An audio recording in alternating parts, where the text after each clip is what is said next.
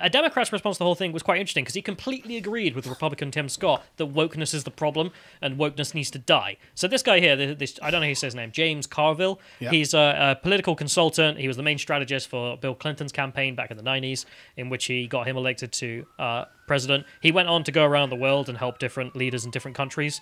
He helped Tony Blair in 2001, for example. I love his quote for why he did this. If you help elect a president and then you get involved in a governor's race in the United States and you lose, it's going to be a bit of a damage to your reputation. But if you go to Peru and you run a presidential race and you lose, no one cares. So why go to New Jersey and lose for $100,000 when you could go to Peru and lose for $1 million? He literally, like, you look at his Wikipedia list. I mean, the number of places, like, just scroll down a tiny bit. Kind of base, to be honest. Yeah, stop. So we got Brazil, Honduras, Ecuador, Panama, Israel, Argentina, Bolivia, Venezuela, Afghanistan, Colombia, Argentina. Again, like, for all of them, he got paid. He got paid good money, and a bunch of them he lost. He's just like, I don't care. Still got paid. I love the capitalism in this guy. Great. Anyway, so I wanted to see the Democrat perspective on this, of the types who are not woke, but are still in the Democratic Party and trying to push what they believe. So he gave an interview to Vox, which I do not think they were expecting the response he gave, which is wokeness is a problem and we all know it, as the title says. So the interviewer, because Vox is a woke outlet, the interviewer here was expecting to have a nice little chat about Biden's 100 days in office. And so he says, I called up James Carville to get his thoughts on President Joe Biden's first 100 days in office. He obliged. Then, one question in, brushed aside the exercise to talk instead about why the Democrats might be poised to squander their political advantage against the damaged GOP. Wokeness is a problem, he told me, and we all know it. According to Carville, Democrats are in power for now, but they also only narrowly defeated Donald Trump, a, quote, world historical buffoon, and they lost congressional seats and failed to pick up state legislators. The reason is very simple. They've got a messaging problem. The messaging problem being calling everyone an Uncle Tom, for example. Yeah, I mean, screeching Uncle Tom at Republican black people is probably slightly on that side of things. So some of the quotes are like him calling Donald Trump a buffoon and whatnot. I mean, we're looking at this from a Democratic perspective, so I'm not going to spend every time nitpicking things like that, because I think their perspective in obviously total he's going to is more say things interesting. like that. So the interviewer asked him, what do you make of Biden's first 100 days? And his response was, honestly, if we're talking about Biden, it's very difficult to find something to complain about. And to me, his biggest attribute is that he's not into, quote, faculty lounge politics. And the interviewer's like, what the hell does that mean? What's faculty lounge politics? And he responds, you ever get the sense that people in faculty lounges, in fancy colleges, use a different language than ordinary people? Yeah.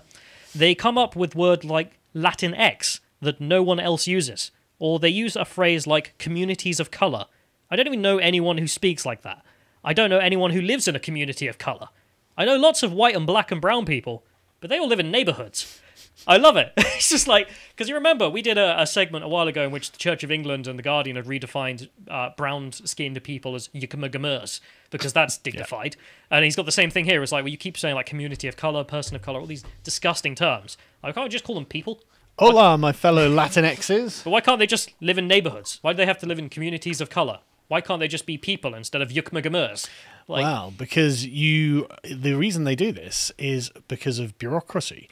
It's much easier to categorize people and create these kind of firm categories in which they can suddenly number people and think of them as a spreadsheet that they can be shuffled around on, rather than as actual people living in actual communities called neighbourhoods and having real lives. That's why. I mean, he's really hit the nail on the head there, this Democrat strategist. But of course, he's a Democrat, so his follow-up to that was, there's nothing inherently wrong with these phrases. Yes, there is. Yeah, there is. But this is not how people talk.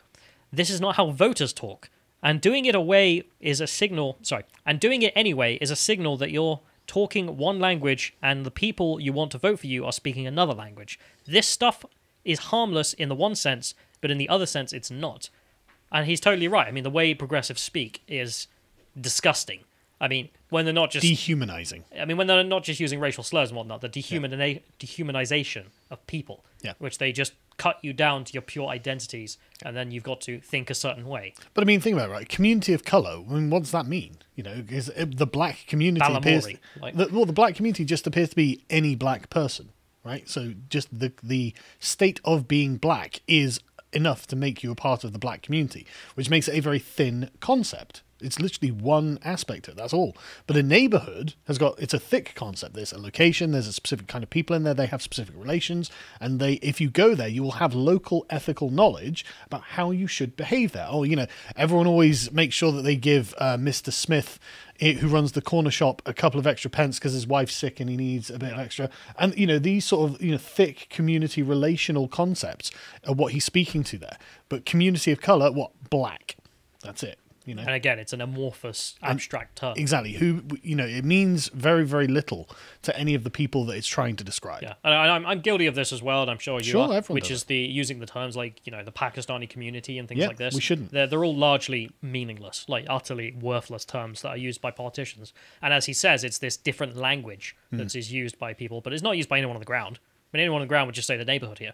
Yeah. What's the neighborhood like here? That kind of thing. Yeah. You would not. Again, what's the Pakistani community like around here? Like, it's. Yeah. Yeah. I mean, we've done a bunch of podcasts leading up to the Brave New World book club that deal exactly with the question that he's asking here. He doesn't. He's not like he hasn't gone into depth on these things. And I wouldn't have expected him to.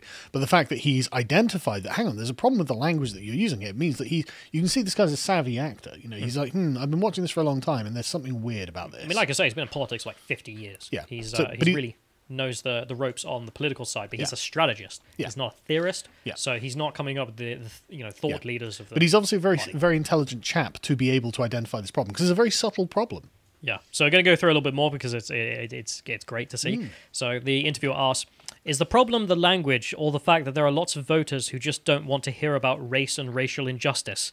And he responds with, we have to talk about race. We should talk about racial injustice. What I'm saying is we need to do it without using jargon language that's unrecognizable to most people, including most black people, by the way, because it signals that you're it signals that you're trying to talk around them. This, quote, too cool for school doesn't work, and we have to stop it. Totally true. Correct. I mean, it's unbearable when you interact with a politics student, or even, I mean, like, myself, like someone, and many people who are obsessed with politics. When you interact with someone who isn't, you come off a bit weird. Yeah. Because they're just kind of like, I don't know half the terms you're using. What's the thin language of elite bureaucracy?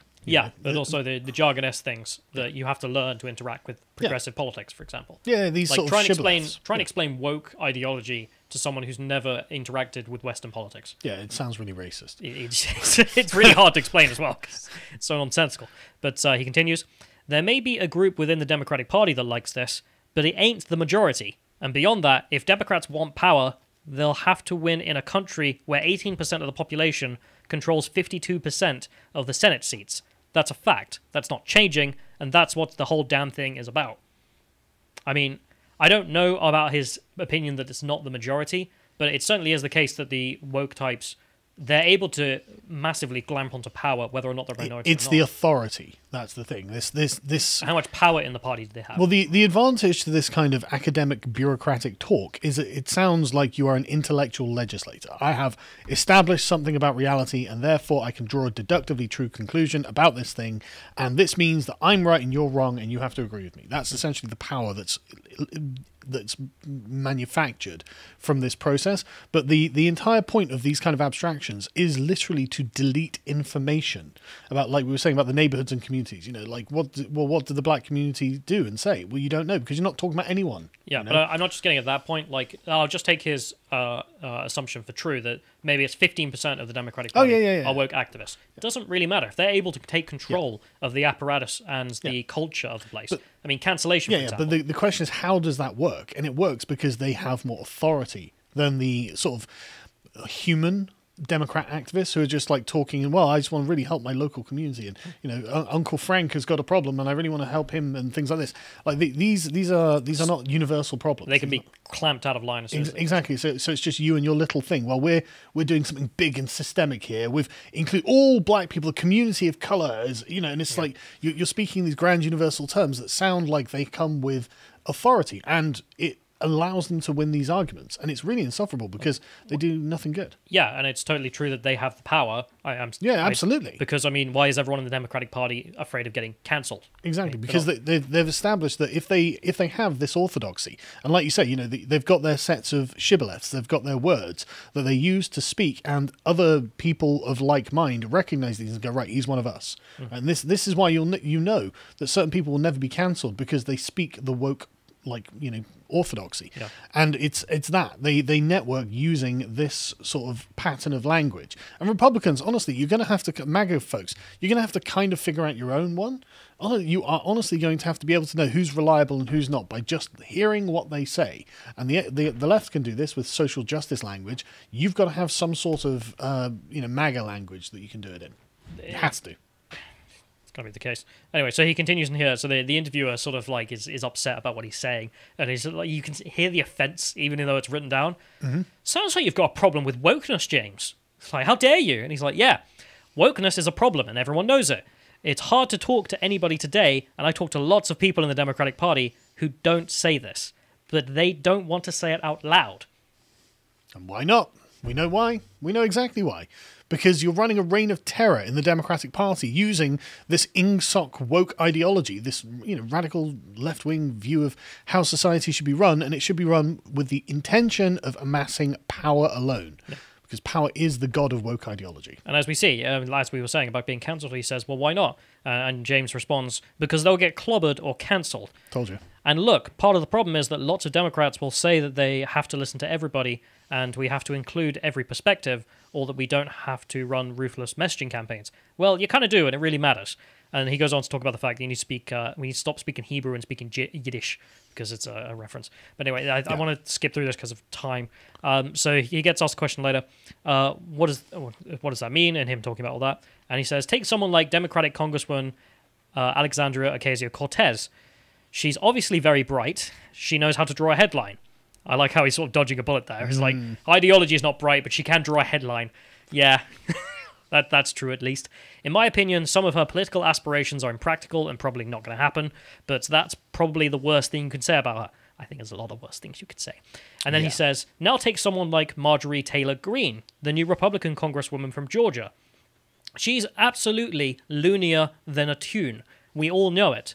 And yet, for some reason, the Democrats pay a bigger political price for AOC than Republicans pay for Greene. That's the problem in a nutshell, and it's ridiculous because AOC and Greene are not comparable in any way. They're exactly the same. They're exactly the same. They are female ideologues for their political persuasion. They are exactly the same in every single respect. The only thing is that AOC is actually just better at it than Greene, because Greene is very new, and AOC has been doing this for years now. She knows exactly what to do, and she's got some natural advantages. She's more attractive. She's completely embedded within the superstructure of the Democrat Party. They can't get rid of her. Whereas the Republicans, it is conceivable that they would do something against Greene because the left-wing media would persecute her enough where they're like, okay, well... But here's the thing, like Greene, what has she actually done that's crazy? Like, well, the America First caucus. Which is saying that we should have Anglo-Saxon political traditions. It's not even we should have, we should respect Anglo-Saxon political traditions. Because they do have Anglo-Saxon political traditions, whether they like it or not. It's tangible, you can point to it, it's a thing. Whereas with AOC, it's like, we're all going to die in 12 years because of global warming, we need to kill all the cows, and I'm just like... Right, okay, these things aren't like each other. Like there is, we need to abandon air travel. Like at least I'm sure Hawaii's thrilled with that suggestion. Like Marjorie is based in reality. Like there's no idealism about some perfect state she wants to create that I've seen. Sure. Whereas AOC has been proposing bills like that for a long time. Yeah, but I mean, giving the uncharitable read of Marjorie Taylor Greene, and I don't know much about her, but I would imagine that the Democrats can't really distinguish her from QAnon. Sure, but by the looks of it, they'd just be wrong. I don't know. I don't know whether she does, but like they would see the ethos and see the general thrust in which she's going and be like, okay, that's basically QAnon. Anyway, so he continues in here. So I hear versions of this argument about language and perception all the time, James. It's an old problem. What's the solution? And he responds, that's why I'm doing this interview. Lots of smart people are going to read it, and hopefully they can figure out that which I can't. But if you're asking me, I think it's because large parts of this country view us as urban, coastal, arrogant party, and lots of us and a lot gets passed through that filter. That's the real thing. I don't give a damn what anyone thinks about it. It's a real phenomenon, and it's damaging the party brand. It certainly is. It's only because you so obviously are coastal elites who think you can remake society in your own image. I mean, that's why that comes out. It's not some quirk of the system. Like, it's why it happens. So I'm going to skip past a bit here just to get to the last bit here. So he asks him, so what do you think Democrats can do differently besides not having to peddle politically toxic ideas like abolishing the police? I mean, it goes to show how in a hole you are. Yeah. And he talks about Jim Jordan apparently knowing some paedophile, but I don't want to get involved in that because I don't know what the case is. Imagine being like, well, this Republican knew a paedophile. Okay, well, let's talk about Democratic presidents who flew on paedophile jets. Well, I think the Republican here was the House leader for the Republicans and then admitted to doing it later. Sure, so okay. I think that's true, but also I don't want to get into it because I don't know what the facts of it are, and I don't want to get into it. Okay, let's just assume it's true, though. Bill Clinton was the president of the United States and brought Jeffrey Epstein and Ghislaine Maxwell to the White House. He flew on Jeffrey Epstein's Lolita Express at least 26 times. He's not claiming that all Republicans are pedos. I know. I got time. He's just saying that you should use that to hit them in that point. But they can't. That's what I'm saying. They can't possibly say, hey, your guy's a pedo. Pfft, bitch! You know, look at you. So anyway, the thing I wanted to get to is him saying, look at Florida. You have Democrats saying Florida is a lost cause. Really? In 2018 in Florida, giving felons the right to vote got 64%. And in 2020, a $15 minimum wage, which passed with 67% of approval. If you give me an environment in which the majority of voters want to expand the franchise to felons and raise the minimum wage, I should be able to win that. That's certainly not a political environment I'm destined to lose in. But in Miami-Dade, all they talked about was defunding the police and Kamala Harris being the most liberal senator in the United States. And if you look across the Rio Grande Valley, we've lost all kinds of solidly blue voters. And the faculty lounge BS is a big part of it. Yep. He's totally right. I mean, that is the major issue the Democrats have with their messaging, if we just want to look at it from Machiavellian standpoint, without getting into whether or not anything's true and blah, blah, blah. Sure. And this is why, if you can get up Tim Scott's speech where he's denouncing critical race theory and saying this is evil, yeah, I mean, this is the thing the Republicans can hit you on, and they can hit you so solidly that even the media won't defend you, because there is no defense. There is absolutely no defense to, the Democrats are all calling him essentially the N-word, and that's our position as Democrats. I mean, you look awful, and this Democratic strategist is pointing that out. And I don't know why the Democratic Party, well, the responsible thing to do would be to say, I don't care if they're a minority or a majority. All of this wokeness, it's essentially the Klan. Kick it out, because it just harms you as well. It doesn't thank you at all. But that's the problem. This guy's the strategist. He's just looking at the facts of the matter, and they're not going to listen to him. And he's not a theorist. They'll just turn around and say, "Well, you're a straight white man, not interested in your opinion." But I like the way you frame it. This woke stuff. It's essentially the Klan. Kick it out. That's correct. That's exactly correct. And they're already yelling the N-word at the Negro who decided he would like to be a Republican. I mean, unironically, that used to be Democrat propaganda. Go back 100 years. Like, the Republican Party is for the Negro, the Democrat Party is for the white man. Yeah, I mean, Google that. You can see the leaflets that you stand on. It's awful. And here we are again. The Republican Party is... But it's interesting to see that a bunch of the Democrats are recognizing that as a problem. If you enjoyed this segment from the podcast of the Lotus Eaters, you can watch the full broadcast live every weekday at 1 p.m. UK time on lotuseaters.com.